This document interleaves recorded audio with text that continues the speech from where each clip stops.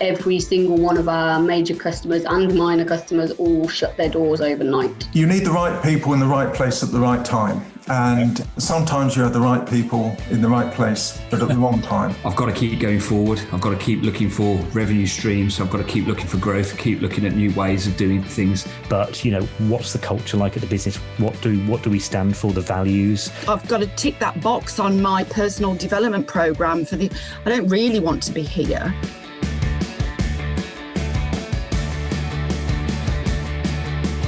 Scaling up a business isn't easy. If it were, we wouldn't have less than 4% of businesses scaling beyond 10 employees or around £1 million turnover level, and less than 1% beyond 50 employees. But the contribution that we make as owner-managers to our economies is immense and should never be underestimated. Yet it can be a tough gig for all of us at times, and only other business owners truly understand the challenges that we face. And through ScaleUp Radio, we aim to help make things a little easier. We interview guests who have been where you are now and may have faced some of the challenges that you are facing. And they offer their thoughts and advice on what has worked for them, as well as what didn't. And we've also combined many of the lessons from these interviews and also through working with hundreds of owner managers over the last 10 years or so into a practical scale-up handbook that we've called the Entrepreneurial Scale-Up System, or ESUS. And it's for owner managers like you and me as we navigate our own scale-up journey. And you can order a copy through your favourite online book retailer or by going to all the W's, esusgroup.co.uk, www.esusgroup.co.uk.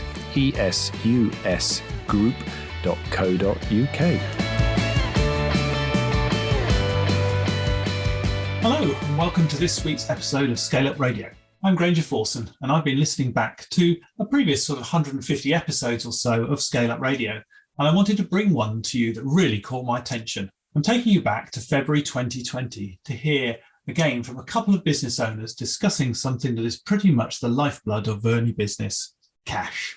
You'll hear from the two business owners who bring their own unique take along with the experience that they've learned to talk about cash and its relationship with their business. You'll hear from Helen Bauer of Bookkeeping and Matthew Jackson from the Jackson Family Funeral Directors. They talk about why it's important to look at the cash flow in your business. What is more important to the future of your business, cash or profitability? What is cash conversion cycle and how often should you look at it? Should we have cash reserve? And if so, how much should it be? What are the numbers we should be looking at and when it comes to our cash flow? As you can imagine, they cover many more things along the way, with plenty for you to take away no matter what business you're in or whether you're on your own scale-up journey. So let's go and listen to them. So, good morning, Matt and Helen. Morning, to ScaleUp Radio. We're here for another episode of ScaleUp Radio. I'm here with Matthew Jackson of Jackson's Family Funeral Directors and Helen Bauer of Bookkeeping. So, Matt, could you tell us a little bit about what you do? Essentially, we're a funeral service, but we're an independent funeral directors, which is getting quite rare now. And we aimed really to lower the costs of a needed service. When service is a need, then basically you can label a price because people have to pay it. So we looked at the market, brought it down quite dramatically. Okay. And hopefully leading the way on that front. And I think I've spotted that you've won a number of awards recently. Yeah, we won a few, yes. We've got a couple of regional awards. We had a Best Startup Award from the Enterprise in Worcestershire. We're shortlisted for one of the FSB Awards at the moment. I think that's start of next month, the award ceremony. So it's nice to be recognised. Yeah, fantastic. And when did the business start? Only started, I think it was 26th of March 2018, so we're just coming up to 2 years. Okay, yeah. Yeah, a lot has happened. Yeah, fantastic.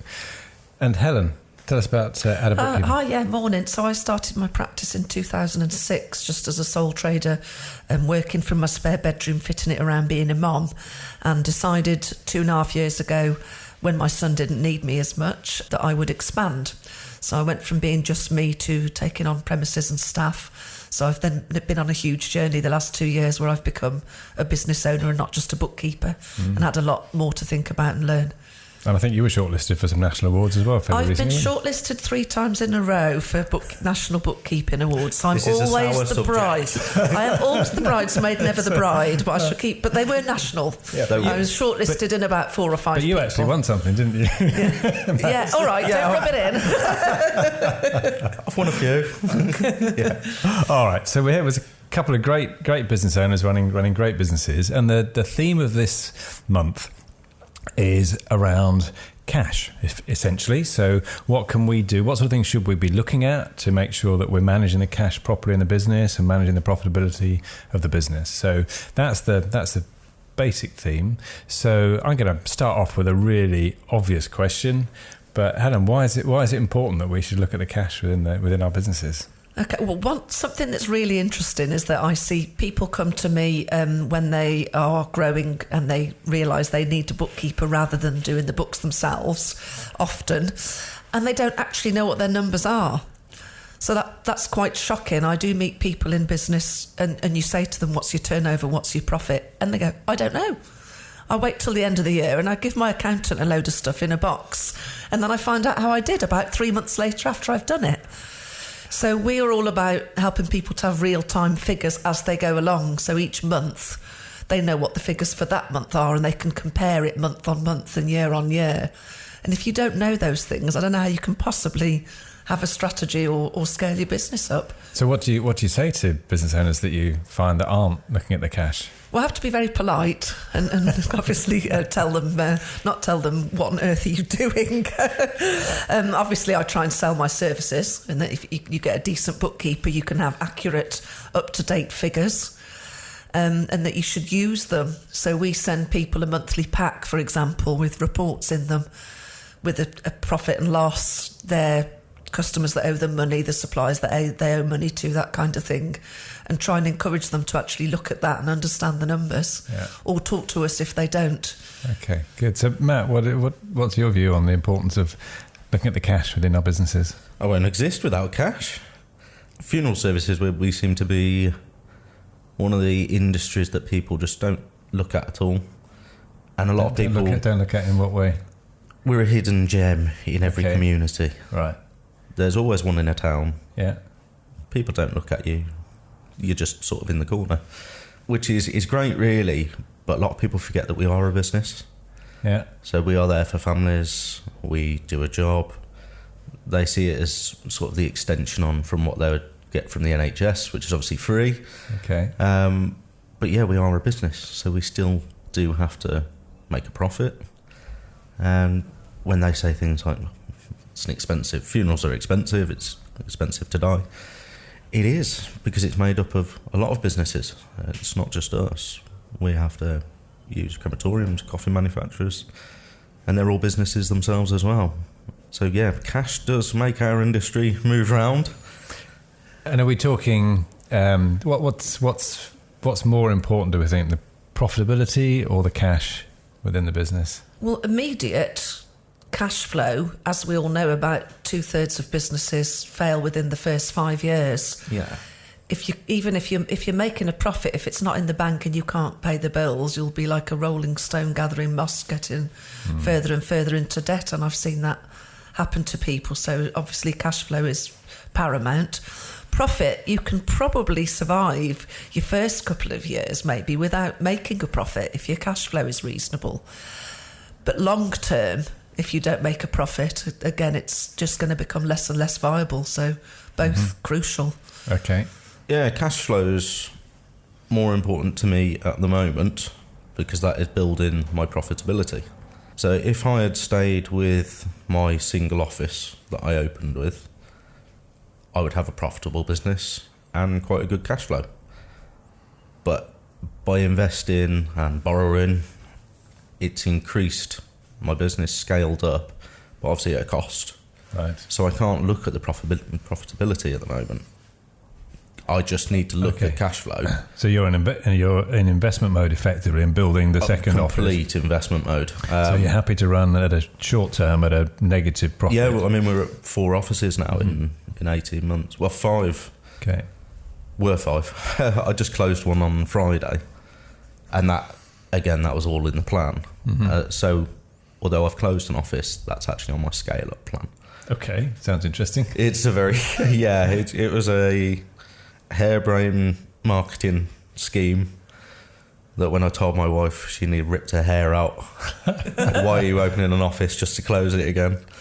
But it was all about visibility. Really interesting. So okay, a very short investment, 12 months, increased my visibility, which has now increased the profitability. And even though I've closed it, it's not actually a loss of asset because my visibility is there. It's been on the high street. Now I'm in cheaper premises out of the high street. Okay. Which makes my cash flow easier. But increased the profitability. So it's it was a weird idea. Thankfully it worked. It was one of those on the fence. If it didn't work, then that would have been it, really. Okay, so definitely going to come back to you in a second a bit more then on some of those, because with the scaling up to opening up new branches, investing in these new branches, obviously the cash flow forecasting, keeping a real eye on that has been really crucial to you. Yeah, it's gone from needing sort of 6,000-7,000 just to balance. That's when we first opened, to needing sort of 48 to 52 a month.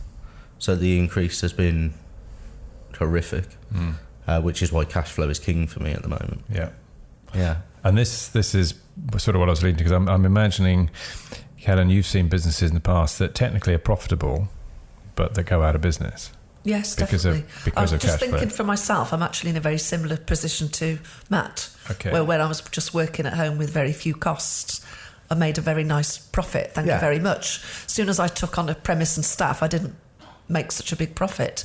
But I expected that, and I've moved premises twice and doubled my staff. And each time I've made a dip.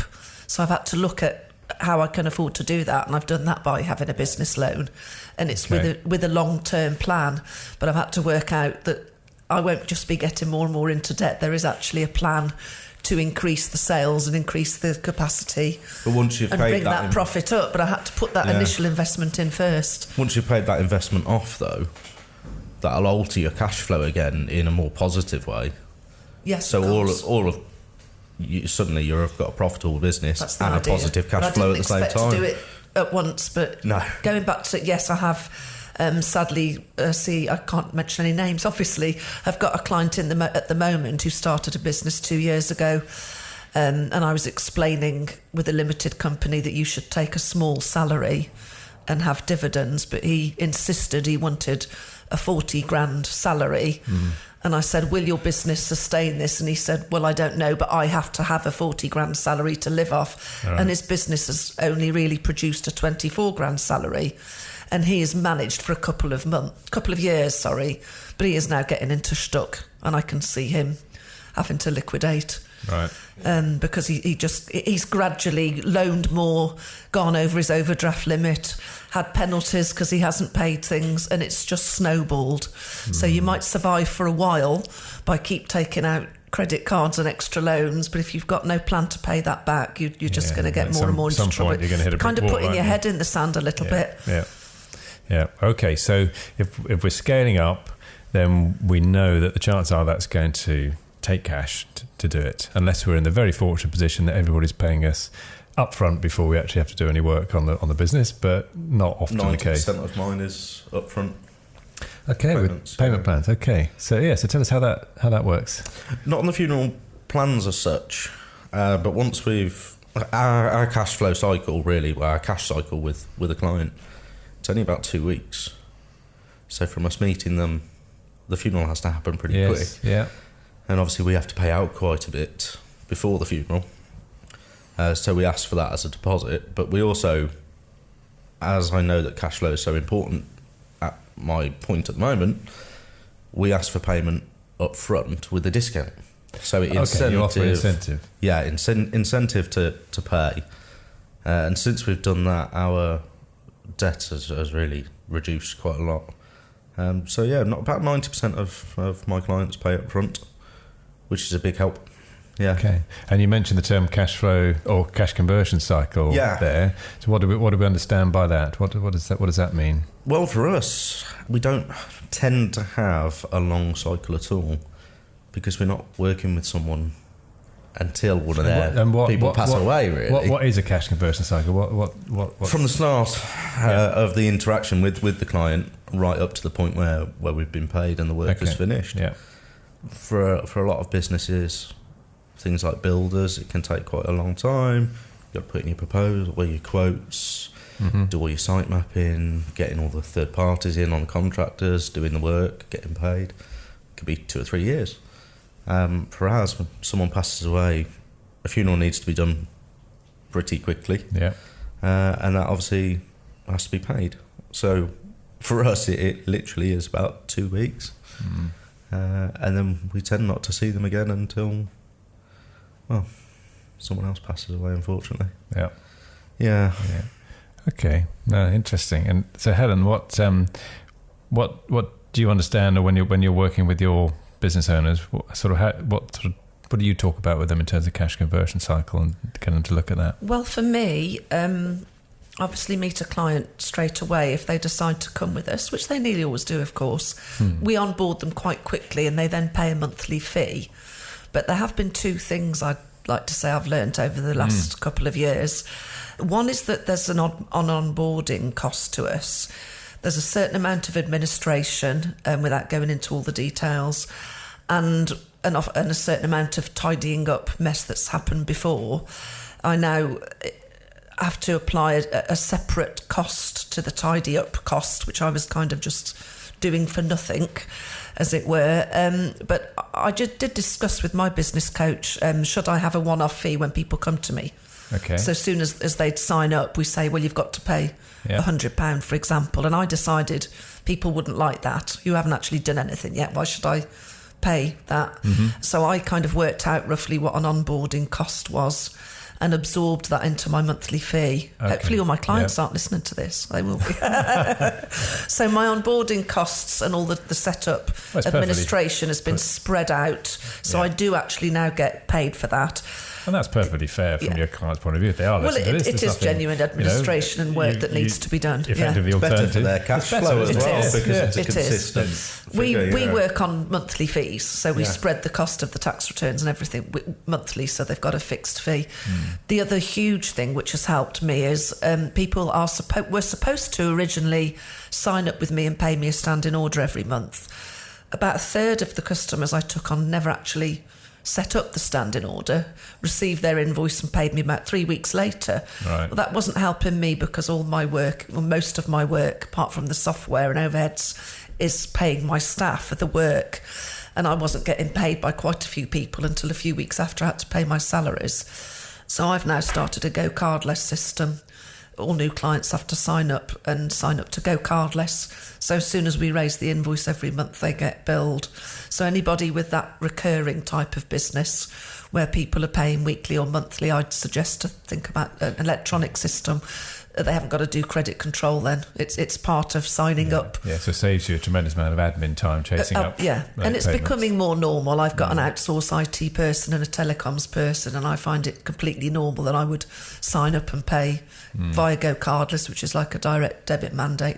That's actually made a huge difference to my cash cycle because I get all my money just before the month end when I pay all my salaries, whereas I was juggling that before. So if we're a business owner, how should we be looking at that cash conversion cycle? You know, how frequently, what sort of things should we be looking at trying to do to improve it? You need to be looking at it every month. You need to be thinking about what have I got to outlay before I get any money in.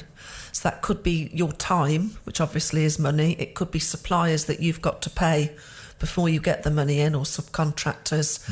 So think about your payment terms. Try to extend the payment terms for your costs and your subcontractors as much as you can, so that you can try and get money in before you've got to pay it out. That's the kind of juggle you need to be making, so that you've not got too much outlay before you get anything back. What do you think, Matt? What would you add to that? Sort of depends what position you're in with your business. If you're on sort of a level position which we are at the moment, we've done our expansion now. When you say level, you mean sort of break even? No, we've done sort of main expansion. Okay. So now we're just looking at going back to make sure our foundations are back in place. Mm-hmm.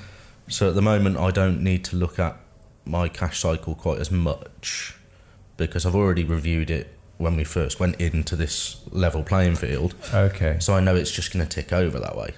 But when I'm looking at scaling up and expansion, I'm looking at it every week to make sure that the money is there, the cash is there to be able to do this expansion, and what sort of level I want to be in once the expansion's taken place. Mm-hmm. So our big expansion happened in April. So we were looking, well, we weren't looking to do it, we were forced to do an expansion. Oh, in what way? One of my competitors was facing liquidation. Okay. With funeral directors, when someone's in that state, it's a bit like vultures picking. So if I didn't take it, someone else would. Right. So it was a race to buy from the liquidator. But if I didn't take it, then I would have been surrounded by my competitor. Yes. So I was forced to expand, yeah. Okay, so... that wasn't on the cards at all. All right, so a very quick change in strategy and lots of... From phone call to signing the asset purchase was 10 days. Very quick. Before that, I wasn't even thinking of expanding in those areas at all. So did you have the cash within the business to be able to allow you to do that? I had to find investment. Okay. Yeah, we found investment pretty quick. Would that be through the usual channels of banks or? No, it was a peer-to-peer lender. Okay. A business connection that I know. He'd only just sold his business, so he had quite a lump sum sitting there ready for investment. He'd been supporting me from day one anyway, with accounts and things like that. So he didn't just lend me the money, I had to work hard for it. I had to produce business plans, forecasts, everything. I had to prove it. Okay. But yeah, he got us the investment very quickly. And that's why we're going back now to sort out the foundations, because that was an expansion unplanned. Yes. We actually almost tripled the size of our business in 10 days. But our infrastructure just wasn't there. Yeah. So now I'm spending the cash to put that infrastructure in. So we're now having to bring in HR, management, new software. Our accountants have done a lot more work for us recently, so obviously their invoices have changed. Yeah. So we're settling down.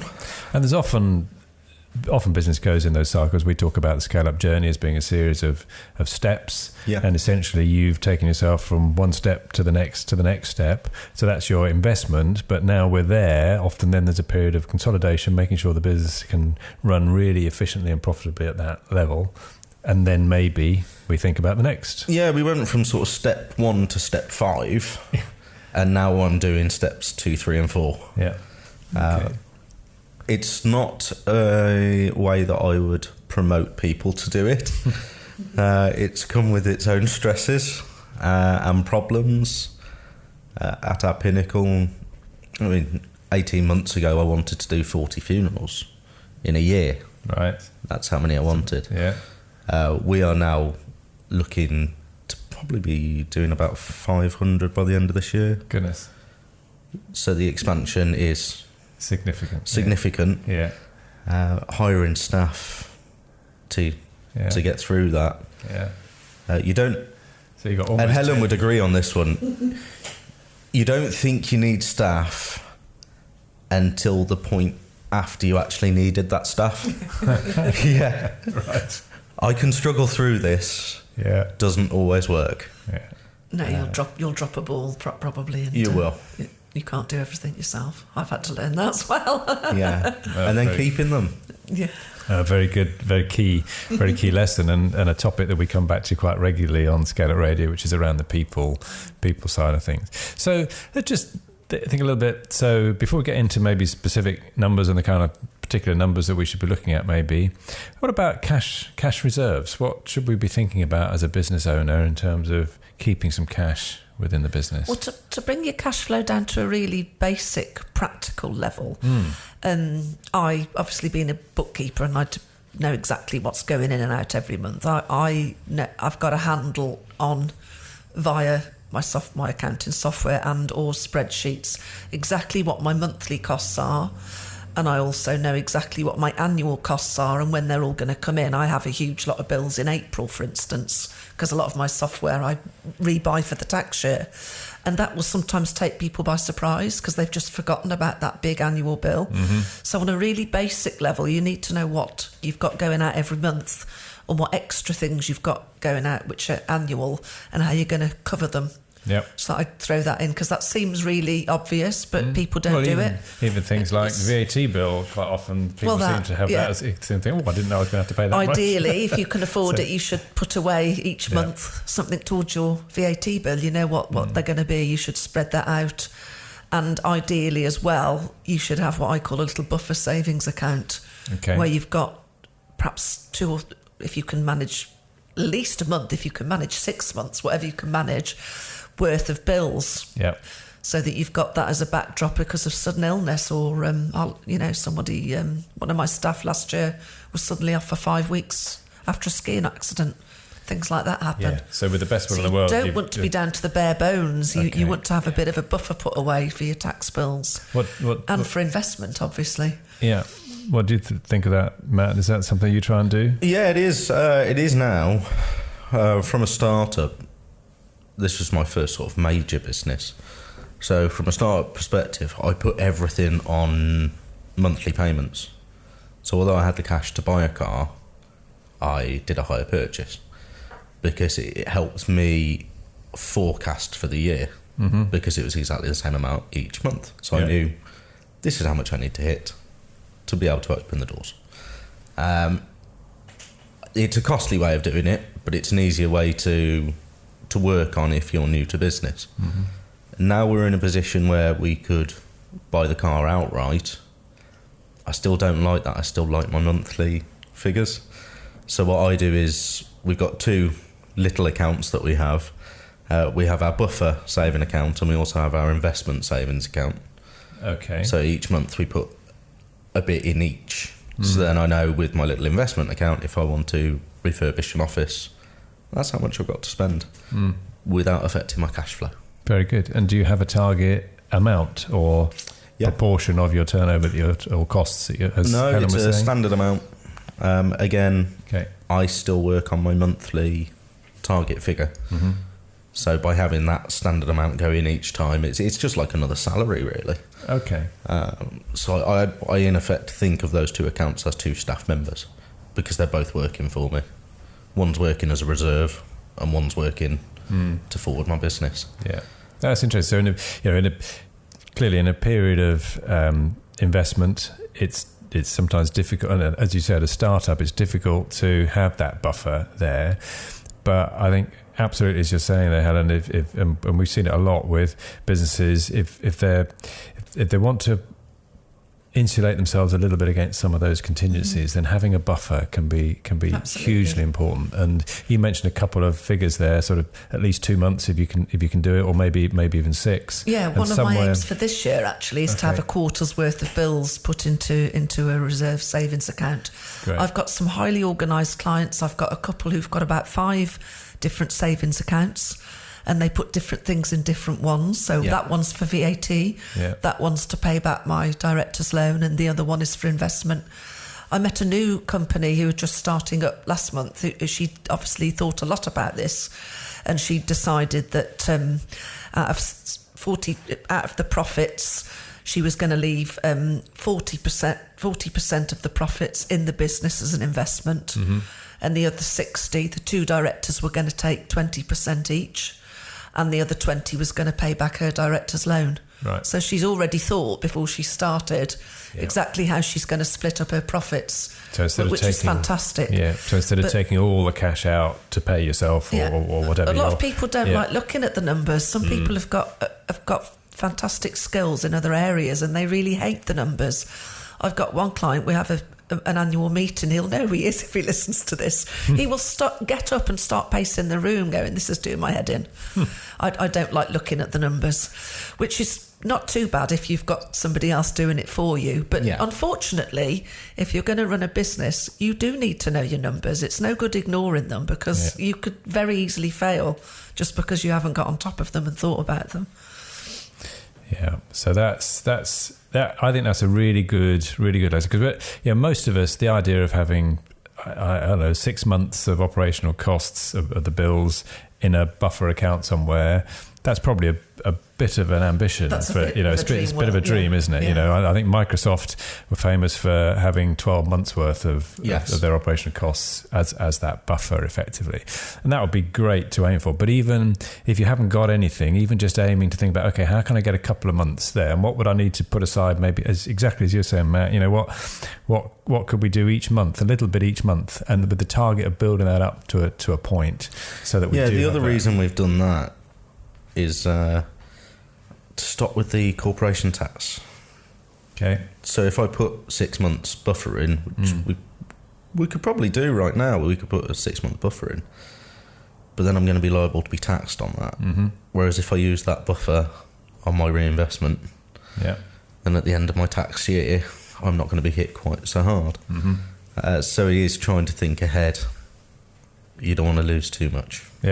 Yeah, so there's another way of looking at it, making sure we keep money away from the tax man. Yeah, as good as savings are, keep them lower if you can, because otherwise you'll lose them to Mr. Taxman. Yeah, if you've got a big investment to make, just do it in the last month, just before your financial year's up, to reduce your profit. Pretty much. Yeah. And what you were saying there about having the two accounts, one's your kind of your buffer, your protection account against any contingencies, but the other one about investment, which is great again, because then if we've planned properly what the next step is in our growth and our scale-up journey, on that one. Then, by coming up and not having the reserves there, I guess, from what you're saying. No, I got carried away. Right. One of my refurbishments for one of my offices, I estimated about 5,000, and it came to about 9.5. Right. That's mainly because I just got carried away. However, if I'd had that 5,000 in my little investment savings account, I know that once I've run out of that, tough luck. Yeah. I did learn the hard way. Okay, good. So it helps with discipline. But also, if we're trying to build up that buffer, then might lead in nicely to the next bit is, so it tells us that's some of the importance of looking at cash on a regular basis and working out how we can improve the cash coming into the business, even small little changes that make a difference. So what sort of things can we do? We're going to get the rain coming here now, aren't we, Pete? So we're all going to hear a little bit of rain on the roof coming in the background. This beautiful English weather we've got here. So what sort of things can we be looking at then on a regular basis? You've already talked, Helen, about ideally monthly looking at different ways of improving your profitability and your cash flow. What sort of things should we be looking at? Well, I like to give clients a monthly report that has percentages in it.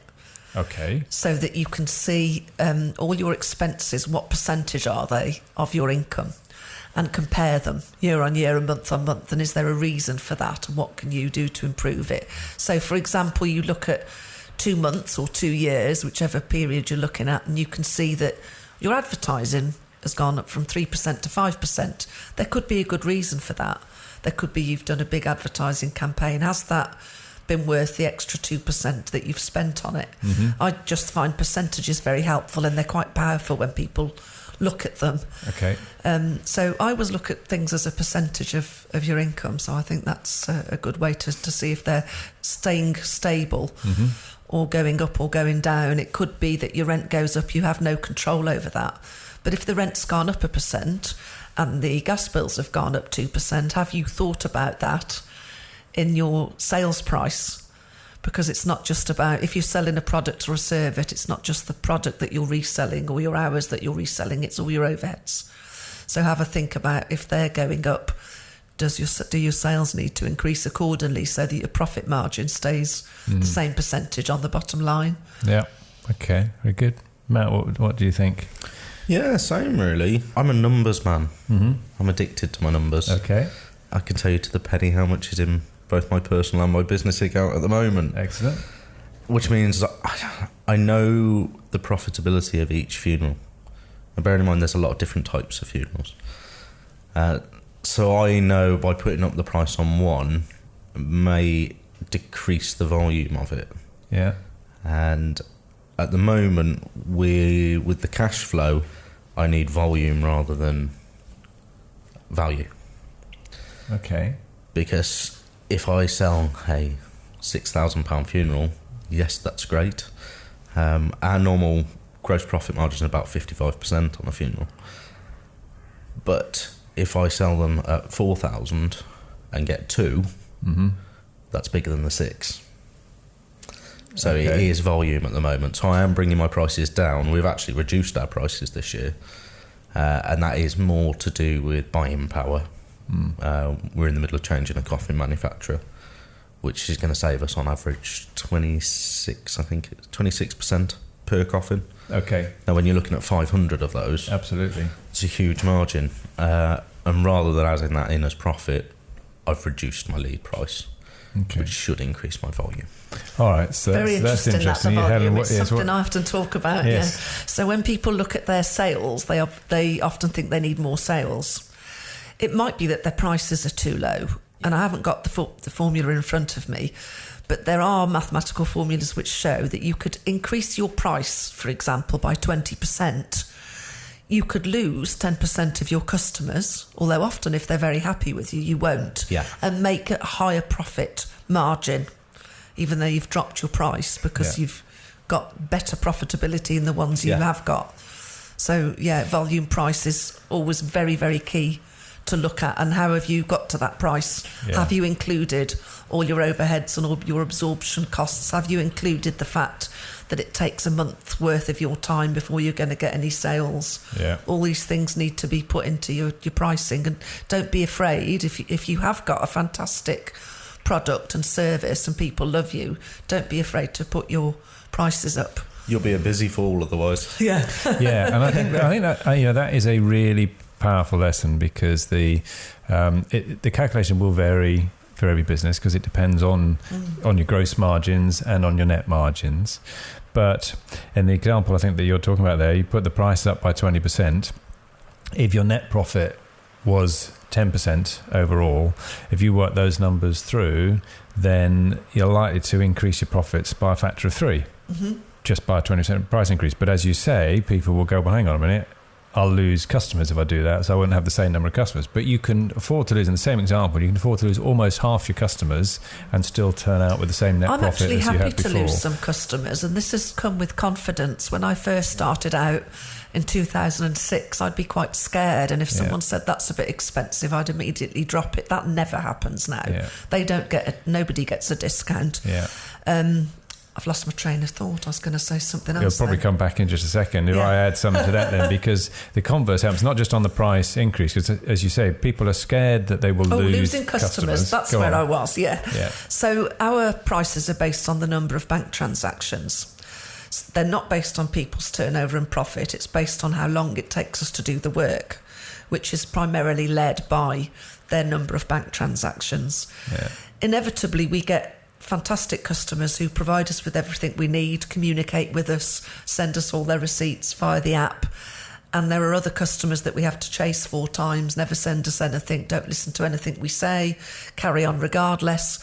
And I'm quite happy to lose those, to be honest. And that's something I've learnt, that don't worry about losing some people, because they might not be the right people you want to work with. So I have got an ideal client avatar, as somebody told me to have once. I've got an ideal client in my mind. It's actually one of my clients. He's perfect. I won't say who he is. He knows who he is. And some clients I'm quite happy to lose because they're not as profitable. They take us more time. And I know now who we have to chase 4 times, and they may well get a small annual increase just because they're taking up a lot more of our time. So don't be afraid to lose some. That's very service-based, of course. If you're just selling a product, you probably don't care who's buying it. So that's a bit different. What do you think, The Matt? one thing I've learned It was a great phrase from Helen's business coach, actually, that I come across in the networking. And he said to me, it was about when I was talking about dropping my prices, whether or not I would be cheapening my brand as such. And he said, but if that's what you need for the bigger picture, he said, the fear of loss is bigger than the ambition of gain. Mm-hmm. So I was getting scared that I would lose customers by basically bringing myself underneath the average price. But my ambition from that is to get more, so then I can expand into a different area. And the area that I was looking at isn't as affluent as where I am now, so I have to have the lower price ready to go into that area. And there are times when it's right. You know, if we've just dug the tunnel under the channel, and we've spent all that money on doing it, what we actually need now is the volume through it to recoup that through. But it is, I think you're absolutely right, Helen. You know, we've got to think about it in two ways. We've got to be a bit confident that if we've got our positioning right and our service is right, our product is right, that people rate what we do, then the chances are a small increase in price is not going to lose the best customers that we want. But equally, conversely, I mean, if you think about it, if we're running a business and our what's a reasonable net profit for a business? 10%? Is that 10-15 would that? Okay, so let's say 10-15% as a net profit. Nice if you're a lot higher than that. Yeah. We won't ask Matt to say what his is in the funeral world, but let's just say 10 or 15%. What happens if we drop our prices by 10 or 15% across the board? Yeah, we don't make any profit, do we? Wipe it out. Yeah, wipe it out completely. So we have to be really, really careful, conversely as well, about discounting. So if we think we're going to make more money by discounting, then clearly we could wipe out our profits completely. There's a psychological thing with discounting as well, that people don't trust you. It's like it's just like buying a second-hand car. If you go in and they say it's $5,000 and you go, oh, and they okay, you can have it for $4,000, you think, oh, you're ripping me off for the other £1,000 then. Yeah, I think a twofer offer would work really well in the funeral world, don't you? You have had a buy one get one free offer. We did, yeah. Buy one get one free. Loyalty cards was something we were toying with, but no, it's strange for my industry. Price is a big thing at the moment. We're unregulated as a trade, and the CMA are looking at regulations. One of the things is hidden prices. Okay. Until you walk through the door, you're not going to know how much that funeral costs. Yes. So I've jumped ahead by making my prices online, in our normal advertising. We talk very openly how much we cost, and a family can figure that out before they even walk through our door. But that means that we're now a target from the companies that are hiding their prices. Okay. Which is why when you see everyone sees it in the paper, a funeral, £5,000 to £10,000 most people expect. We average around the 3 mark for the same thing. Yeah. I've still got a very sizable profit margin, and the only difference is I don't have a head office like the big corporate companies. I have put a target on my back, so I did notice that others have put their prices on, and when I lowered mine, they lowered theirs. When I hired mine, they hired theirs. Okay. So in the past month, it hasn't affected my clients in any way. They've been using my old prices. I've been hiring my prices and watching them climb, and now I've dropped them. And they're in sheer panic mode now to try and follow me to the level I've hit. So mine's been a political game on my pricing. It's been good fun. Yeah, and it's it is a perfectly good strategy. If your competitive advantage allows you to make profits at lower prices than your competitors, then clearly great, you can play the pricing game. You can play it, yeah. Again, with a little bit of a caution about potential race to the bottom, but if that's combined with the differentiation. There is a race to the bottom in the funeral industry at the moment. There's a lot of independents opening up. I was talking to my coffin manufacturer. They were approached by 37 new businesses last week. Now the problem is there's only so many trained and qualified funeral directors in the country, and because we're unregulated, they are people just going into the trade but opening straight away, which is dangerous. That's what the CMA are looking at. But it means that they're opening up in places like a warehouse unit, like on this industrial estate. No facilities, which means that they don't have the overheads of I think our last fridge cost us £25,000, and that was only to look after 3 people. Right.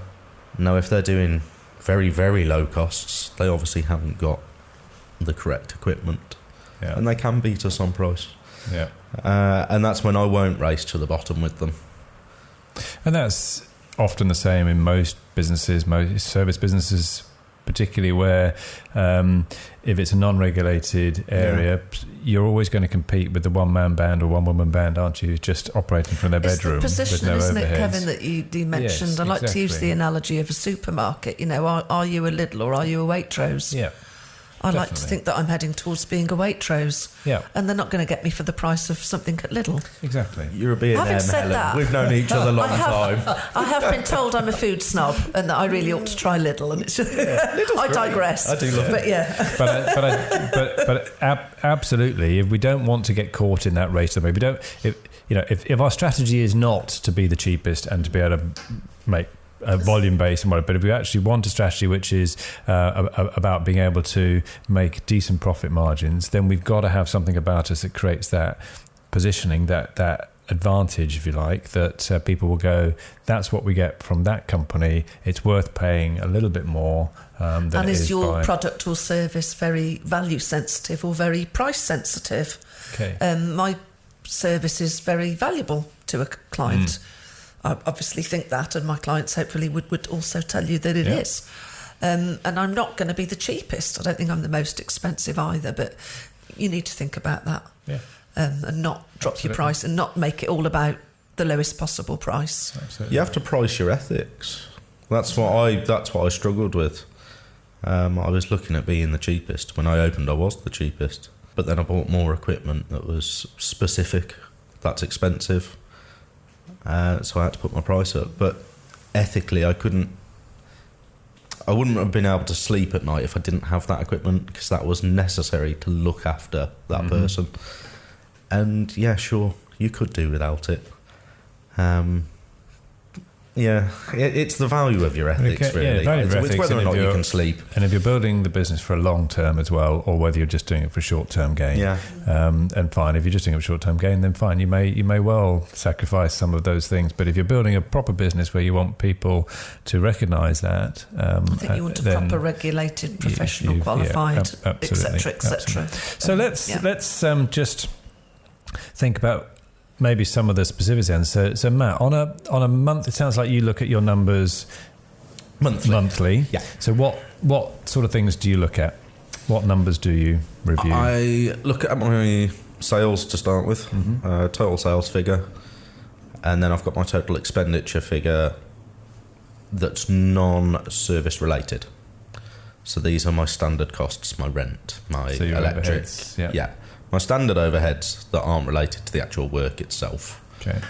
Then I'll look at the work itself. So my casual staff, my labour forces, the cost of the coffin, because at the end of the day, that is product related, really. I wouldn't be buying the coffin unless I had the funeral.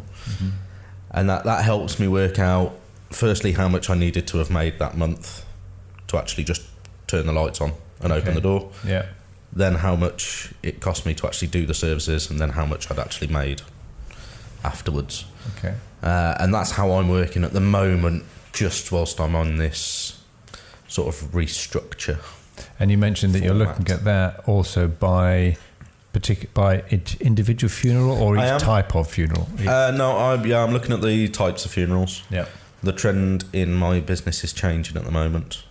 A lot of people are looking at what they're getting value-wise. So they are reducing all the bells and whistles, which is where all the profit used to be. So the £1,000 on flowers, the £5,000 or £6,000 coffin. I now have coffins that I sell for £100. I'll probably say 75% of my funerals are having that coffin, because they are looking at the value, the cost of it, and how long they're going to see it. Yeah. Is it worth doing? So I've had to reshape the business and the prices accordingly to that. So you're using those. So I was going to ask you. So what are you using those numbers for? Yes. What's the what are you doing? But even if you say yes, that's the percentage margin or that's the cost. What then is it making you do? I'm using previous historic costs to set my present costs, but I'm having to use the data to look at future trends and get costs ready for that as well. Okay. Yeah, I don't sleep much. And what are you then doing to make different decisions then? How's that driving different decisions within the business? I've spoken to Helen in depth about this on a presentation I did. I work on a model called the 310s. The 310s? Yeah. Okay. It was from Jason Belfort, who's the Wolf of Wall Street. It's his sales strategy, but I use it in my actual forecasting. So I've got to see whether a client would be certain about using our product or our service, whether they're certain about me or my staff, and whether they're certain about my company. So when I'm working out my costs and what we offer, I've got to fill up those 3 columns up to 10. 310s, not TENS, but TAINS. The certains, 3 certains. Is that? No, it was 310s. They're columns of 10. Oh, okay. So I rate them all out of 10. All right. So with my trade, a funeral, do they need me? Yes, they do. I'm pretty much going to be a 9 anyway. Yeah. Do they know my company? Yeah. Well, we're still a relatively new company, so our reputation isn't as big as the established. Yeah. So I'm at about 4 or 5. So I've got to build that somehow.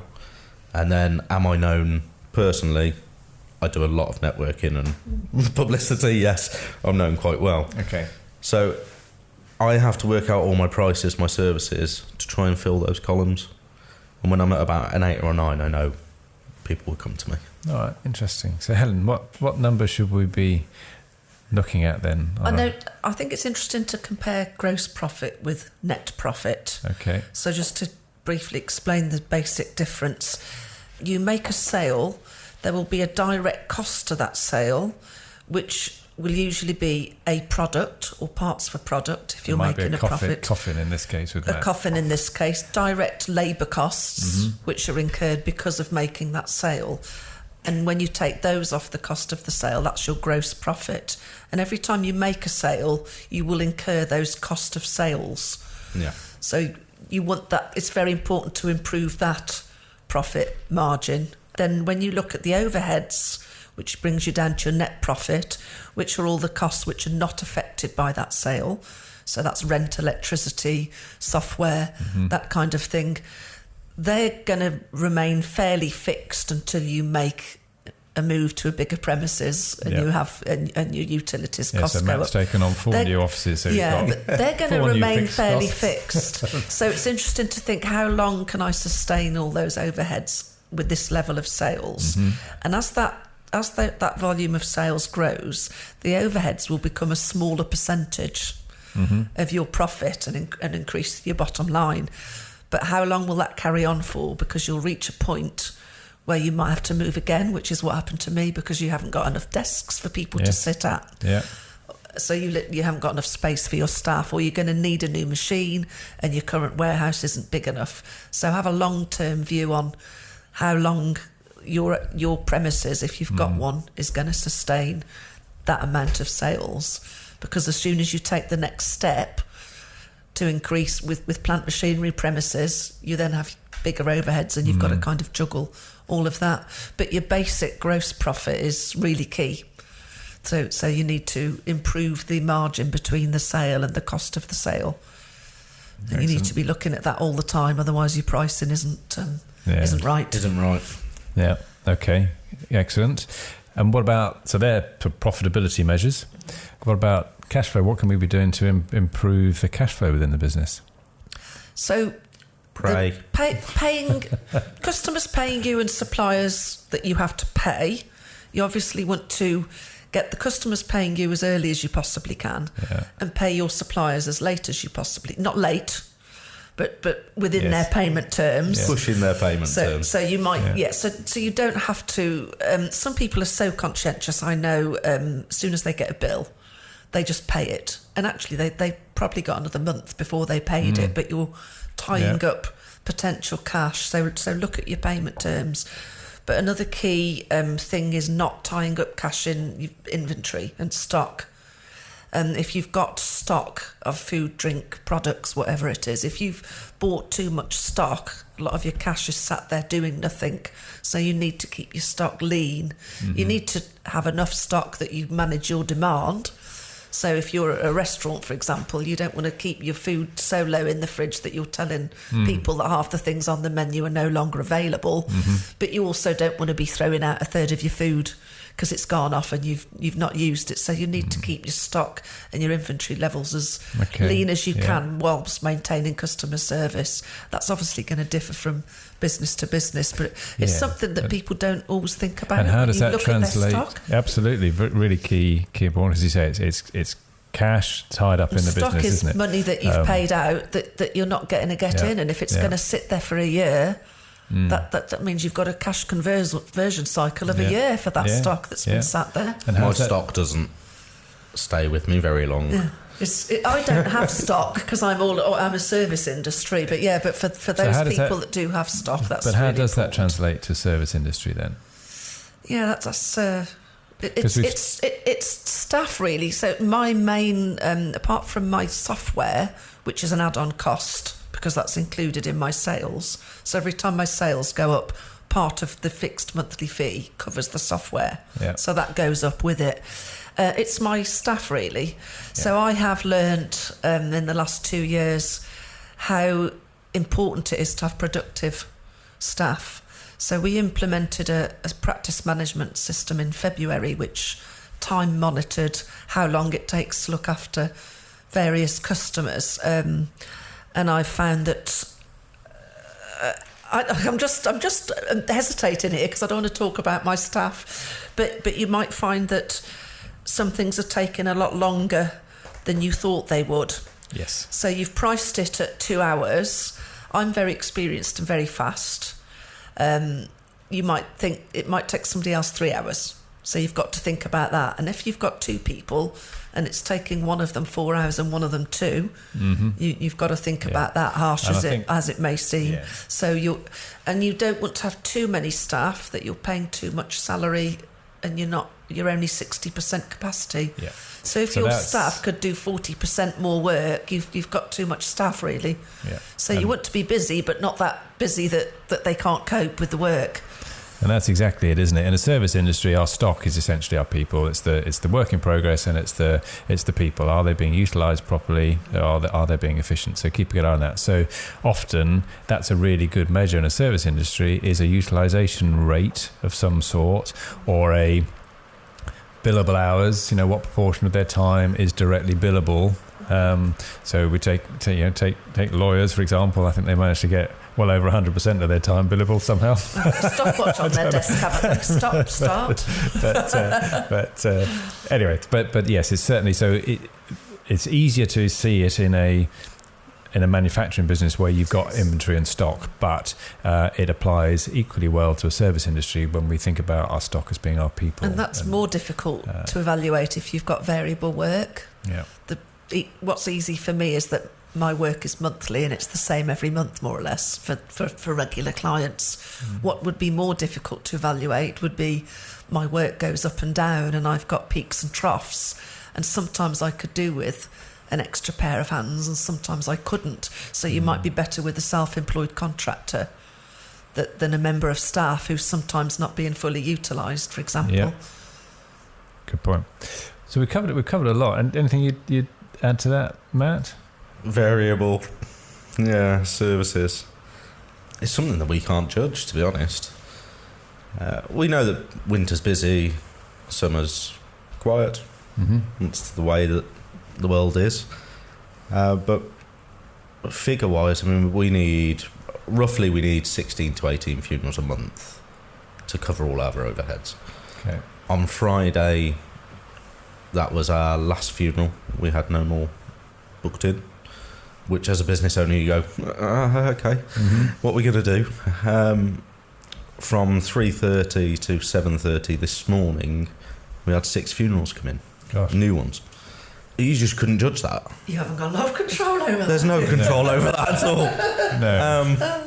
I mean, you could control it, but it depends on your mind frame. Maybe very drastically, yeah. Yeah, it depends how many time length of service you want to take in prison, but Yes, we can take drumming up business a bit too far, can't we? yeah, it's very strange for the funeral profession. I've been in it 14, 15 years now. I was a manager for a firm for 6 years, and I had all their statistics back to 1960, and they averaged the same amount of funerals per year. However they got there was different. So February was very busy, and then March was quiet. The next year, February was nothing, absolutely no funerals at all. And then July was 60 funerals. But every year, they hit pretty much the same figure, which is just so strange. I guess it's So a percentage strange. of the population. Well, one would imagine, on So average. it's the same percentage of... The next 10 years for the funeral profession is going to be busy, very busy. Because the past 10 or 15 years, we should have been doing the funerals for everyone that died in the Second World War. Because they died about 18, 19 years old. So they should be sort of in their 70s now. See. So we've had a very quiet 10 or 15 years. That's interesting, isn't it? And then with the baby boom... Never have had that insight. Yeah, with the baby boom straight after the war, we're getting into that area of looking after them now. So, yeah. Gosh, that And is each interesting. industry- I'm panicking. Okay. Yep. Each industry will have its own trends. They would. So it is knowing your industry. And It's like, I suppose, with yours, making the tax digital. that had quite a big effect on us. Major effect on yours, because people who were sort of towards the end of their working career wouldn't have been working on computers, they're still on books. No, it's been quite a To challenge make it for into some digital, people. they need I have had a people. client that actually had to buy a computer because she was VAT registered and she had to go into So digital. I referred a client to Helen last week, or was it the week before? It's a gentleman I know, and he's an old school business owner. I mean, he's in his 90s now, but he still runs his own ledgers at home on his pensions and things. And he's just lost control of it. And he wanted a financial advisor, but I looked at what he needed and it was a bookkeeper's thing, really. But he won't go into digital. Right. So you now need an old school bookkeeper to do it. And they're very rare. Yeah. They are. Okay. Yeah, they are. Good. So, keeping an eye on the trends in the industry, as you mentioned within the funeral, yes, I'd never have thought of that tidal wave coming through effectively. Yeah. With making tax digital, you've got things like I that. thought that was coming, which was why I expanded last February. In the I IT could see that sector, coming. there's all of the Windows 7 is stopping being supported, isn't it? So they've got things like that. So certainly if you're in your sectors, you're going to keep an eye on these, but the importance of doing that is really key. So I think we've covered a lot of ground today. Are there any final things that you'd like to add? You just Helen? don't. I'll just mention that I went to an event at the Chateau Ypney. I can't remember which event it was, a year or two ago, and there's a very impressive man doing a young man talking about his business, which is really successful in Worcestershire. And I had to go and thank him after his talk because he was the first motivational speaker I'd heard that actually said that one of the most important things in his business was to know your numbers. Because if you know your numbers, you know what's round the corner. Yeah. And you may not naturally want to look at them, but please do get help from somebody if you can't fathom them out yourself, and do take them seriously and see them as a good thing that will help you, not as a horrible thing that you want to ignore until someone tells you you've got to pay a tax bill. Yeah, absolutely. It is one of the two key weaknesses of scaling up businesses, marketing being the other, marketing and proper financial control and understanding your numbers. I saw a big error on that this month, actually, with a business friend of mine. He's just come into the end of his first year and he's employed an accountant, and the accountant said, look, you need to use £10,000, that's a great position after your first year. But because he's not used to actually the figure side of things, he's just used to his job, which is garden landscaping. all he knows to do is to go and do a garden. So to actually run the business, he's now got £10,000. I've got to spend it. Where shall I spend it? And he spent it in completely the wrong area for his business. Right. So he's reinvested it in something. It was like a pipe dream for him, really. Whereas he could have invested in equipment, which would then make his business much more profitable. Or even a part-time employee for the fellow in the Yeah. to increase his capacity. So that's where you get a mind frame, certainly a new business mind frame of, yes, cash is king, and I have cash, I need to use it. You have to assess where you're going to use it to increase your business for the next year, really. So I saw that. He had a strong telling off from myself. He knows what to do now when he finds a bit of money. But yeah, it's easier said than done, really. It's when you're not used to being a business owner. If you're used to only having a salary of, say, £2,000, that's all your mind frame's used to, is there's £2,000 there. When you're dealing with a business figure, when you're turning over 500,000-600,000, it's like monopoly money. So when it's available, don't just use it. You've got to think of your figures, and this is where a bookkeeper and an accountant help you. You've got to figure out next month you might have a bad month. So if you use it now, you've lost that chance. Yeah, figures are important. Watching your cash flow is just vital. Brilliant. Can I just do a quick plug? If you want to have a chat to me, I'm doing free bookkeeping surgeries at the Kiln. Yes, absolutely. If you look on Twitter at the moment, if you want a free 1 hour chat about anything we've talked about today. If people would like to get hold of you, Helen, and Ada Bookkeeping, how would they best go about doing that? Well, my website, www.adabookkeeping.co.uk, has got all our details. Fantastic. And Matt, if somebody would like to get hold of you? Yeah, website's possibly got all the information on, which is www.jacksonfamilyfunerals.com. Otherwise, all the phone numbers are on there. We're a 24/7 business. I'm not. She is, really. They just call us, and it doesn't even have to be about a funeral. I do a lot of work with well-being, a lot of charity work, an extreme amount this year. So if I can help in any way, really. Brilliant. No, that's great. So, Helen and Matt, thank you very much for your insights. Thank you for joining us today on ScaleUp Radio. Thank you very much. Don't forget to take a look at www.bizsmarts.co.uk to access a great range of resources to help you in your scale-up journey. So that's bizsmarts.co.uk, which is bizsmarts.co.uk.